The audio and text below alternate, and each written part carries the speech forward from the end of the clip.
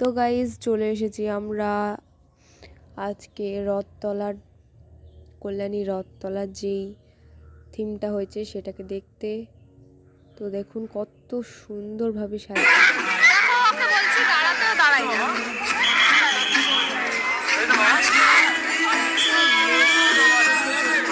প্রচণ্ড পরিমাণের লোক, কি বলবো, কিন্তু অপূর্ব লাগছে চারিদিকটা।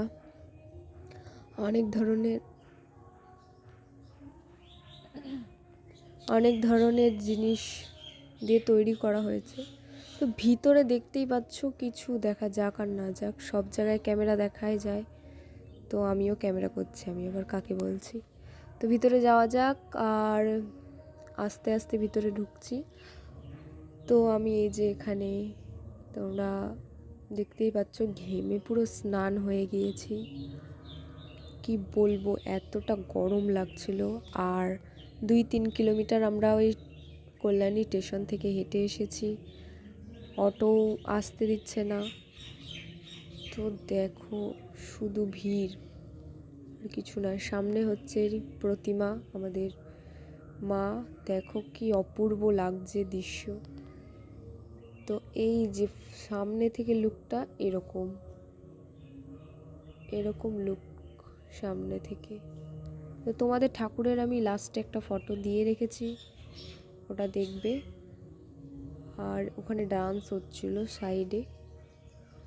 তো আমরা কি করব, আমরা তো লাইনে দাঁড়াতেও দিচ্ছে না, সিকিউরিটি আছে অনেক। এত অপূর্ব লাগছে প্যান্ডেলটা। তো এই যে এখানে নাচ হচ্ছে, ডান্স, কি সুন্দর। তো ঠিকই আছে, যাই হোক ভালো। তো টাটা বাই, আবার দেখা হবে নেক্সট ভিডিওতে। তো দয়া করে আপনারা আমাকে সাপোর্ট করুন এবং এরকম ভিডিও পাওয়ার জন্য কমেন্ট করুন অ্যান্ড শেয়ার করুন, লাইক করতে কিন্তু ভুলবেন না। তো দেখা হবে নেক্সট ভিডিওতে। তো বাই, চলো।